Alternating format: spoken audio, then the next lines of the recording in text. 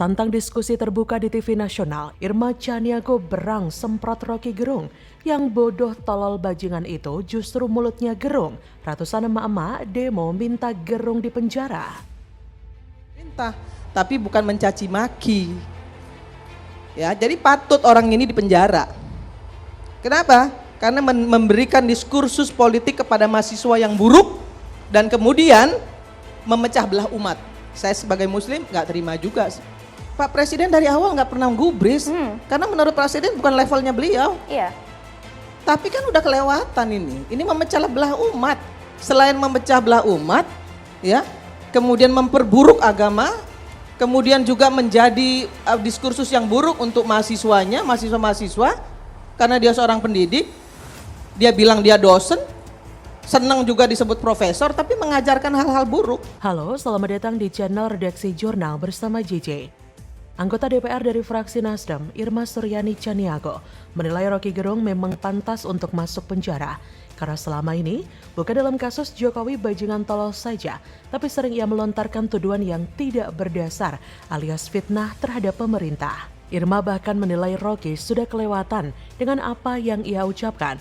Untuk itu wajar jika Rocky harus menerima konsekuensi hukumnya. Sepertinya, Irma Chaniago benar-benar berang dan marah besar kepada Rocky.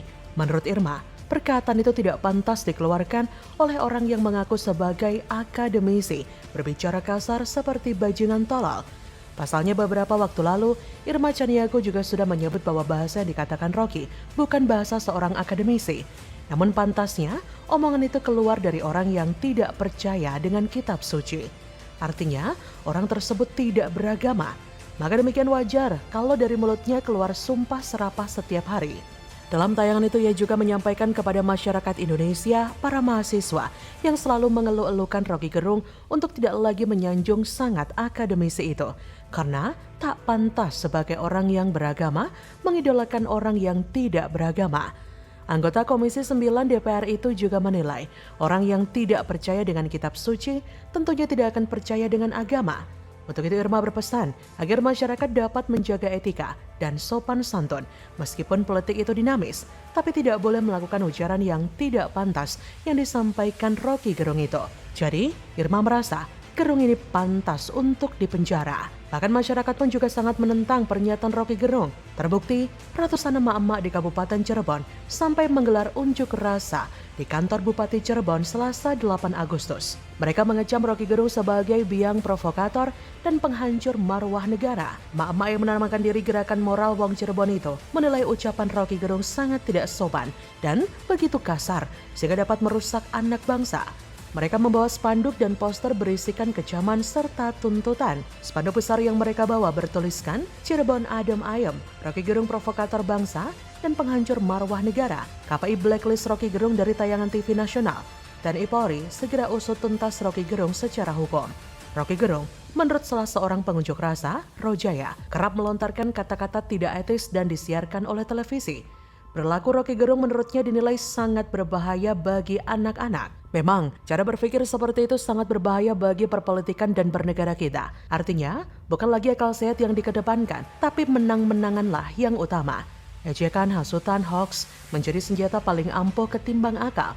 Saya merasa cukup diwakili oleh pernyataan Bu Irma Chaniago yang mengatakan jika Rocky tidak pantas menjadi pengamat akademisi, melainkan lebih cocok jadi politisi. Sebab, akademisi akan mengeluarkan pernyataan yang mencerdaskan, bukan menyesatkan, dan disertai dengan data dan fakta yang dirangkai dalam premis-premis pendukungnya yang tidak saling bertentangan. Sebab, premis-premis yang diutarakan sebagai dasar menyimpulkan sesuatu yang bertentangan dengan data dan fakta adalah kesesatan. Seorang akademisi juga tidak berat sebelah. Seorang akademisi tidak berbicara berdasarkan kepentingannya sendiri melainkan demi kebenaran.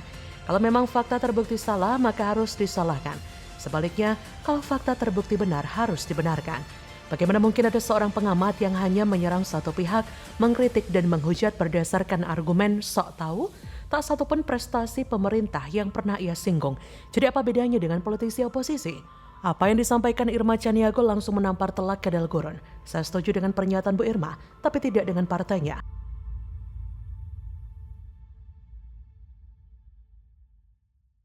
Kalau dari JIS sendiri mungkin sebesar itu belum terpenuhi. Gitu. Gitu. Jadi planningnya kayak apa, perencanaannya kayak apa, itu harus diajak dialog dulu. Sehingga ketika dilihat oleh yang lain, siapapun itu, oh ini kurang ini. Jangan-jangan sebenarnya yang kurang itu memang belum dikerjakan. Kemakan omongan sendiri, PKS nyindir pembangunan JIS dan tim bikin rugi? Loh, jadi betul dong omongan Sekda DKI. JIS dan tim salah sejak lahir. Junjunganmu Anies Baswedan itu kan yang bangun? Gubernur nggak pernah mau menganggap mereka. Nggak pernah diajak bicara sama sekali. Dan tahu-tahu ketika kita menolak revitalisasi yang belum dibicarakan itu, dia udah hancurkan gedung-gedung.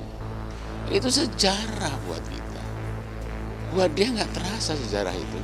Karena sesungguhnya tim ini diserahkan oleh para seniman untuk mengelola. 10 November tahun 68 diresmikanlah tim ini. Halo, dengar suara JJ di channel Redaksi Jurnal. Anggota fraksi PKS DPRD DKI Jakarta, Suhud Alinuddin, menyoroti kinerja Direksi BUMD PT Jakarta Propertindo atau Jakpro. Pasalnya, Jakarta International Stadium dan Taman Ismail Marzuki yang dikelola perusahaan plat merah itu belum juga memberikan keuntungan untuk Pemprov DKI. Padahal 2 mega proyek yang dikerjakan di era kepemimpinan Gubernur Anies Baswedan itu sudah menguras kas daerah hingga triliunan rupiah. Anggota Komisi B DPRD DKI Jakarta ini pun menyoroti perihal pengelolaan tim yang hingga kini belum jelas. Oleh karena itu, Suhud menyebut hal ini bakal menjadi tugas berat dari PJ Gubernur Heru untuk bisa memperbaiki kinerja salah satu perusahaan daerah tersebut. Sebagai informasi sebelumnya, Sekda DKI Jakarta, Joko Agus Setiono, pernah mengatakan Jakpro kerap merugi lantaran harus mengelola JIS dan tim warisan dari Anies Baswedan karena salah sejak lahir. Pasalnya, Jakpro harus menanggung seluruh biaya operasional perawatan hingga penyusutan aset JIS dan tim. Asal tahu saja, Jakpro setiap tahunnya harus menggelontorkan anggaran kurang lebih 60 miliar rupiah hanya untuk biaya perawatan JIS. Di sisi lain, pemanfaatan komersial tim dan JIS juga belum bisa dijalankan dengan optimal oleh Jakpro. Ia pun menyebut hal ini terjadi lantaran proyek pembangunan JIS dan revitalisasi tim yang dilakukan di era Gubernur Anies sudah salah sejak lahir. Pernyataan Joko Agus ini merujuk pada skema pembiayaan mega proyek itu yang menggunakan penyertaan modal daerah PMD Jakpro. Menurutnya, Jakpro seharusnya hanya ditugaskan untuk membangun proyek infrastruktur pemerintah saja. Kemudian, pengelolaan selanjutnya dipegang oleh organisasi perangkat daerah OPD terkait seperti Dispora yang mengelola JIS dan Dinas Kebudayaan atau Disbud untuk mengurus tim. Inilah akibatnya jika membangun tanpa perencanaan keuntungan ke depan yang matang. Bukannya keuntungan yang didapat, tapi malah minus alias buntung. Semua dikerjakan demi ambisi, ngasal tanpa menerapkan kajian yang matang. Yang terjadi bukan membuat keuangan BUMD DKI terlihat sehat, malah membengkak dan mengurus sesuatu yang tidak jelas keuntungannya. Lagian benar dong apa kata Sekda DKI Jakarta bahwa Jakpro kerap merugi karena memang mengurus program gak jelas yang ditinggalkan Anies. Tapi Suhud Alinuddin yang juga sebagai kader PKS ini malah meminta kinerja dari Sekda Joko Agus untuk dievaluasi. Dia bahkan mengusulkan kepada PJ Gubernur Heru agar memecat Sekda ini dan mengganti dengan pejabat lain yang dianggap lebih kompeten.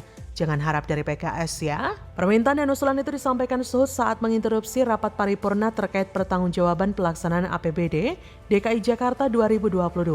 Dalam interupsinya, Suhud mengkritik pernyataan Joko yang menyebut ada kesalahan soal pengelolaan tim dan JIS, juga equestrian hingga velodrome. Menurut Suhud, apa yang disampaikan Joko berpotensi menimbulkan kegaduhan sebab pembangunan sejumlah sarana itu telah melewati tahapan yang panjang. Justru yang membuat gaduh itu Suhud sendiri. Pernyataan Sekda DKI sudah benar, tapi malah dipelintir. Jika memang sudah melewati tahapan yang panjang, kenapa pemanfaatan komersial tim dan JIS juga belum bisa dijalankan dengan optimal? Sudahlah, lebih baik partai kadrun pendukung Anies itu diam. Jangan ngomong mencela-mencela begitu. JIS dan tim memang bermasalah sejak lahir.